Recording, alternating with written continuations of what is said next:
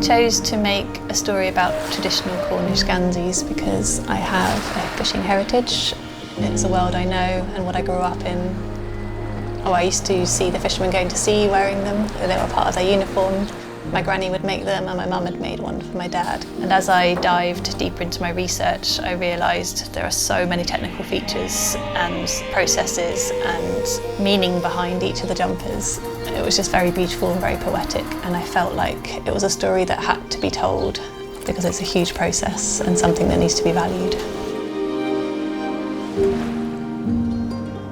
To give you a bit more information about indigo, which is the dye that was used on the yarn for the jumper. It was used a lot in the 18th century on garments like this because, as opposed to other colours, it was found that indigo was very steadfast, colour fast, really wore really well against the conditions of the sea, so the salt and the sun and the rain. Natural dyes are still used today.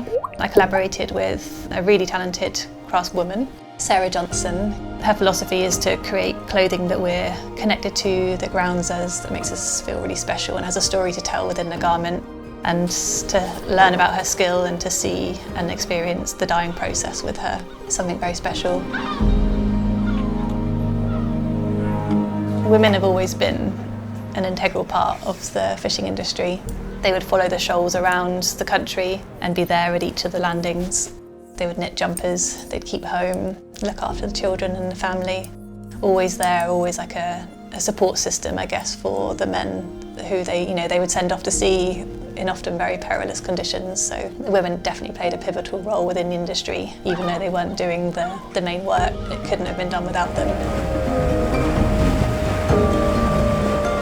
Amy, who was the subject of our film, is a first generation fisherwoman, and she's gracefully working her way into the industry, doing what she can to sort of be part of this industry that she loves.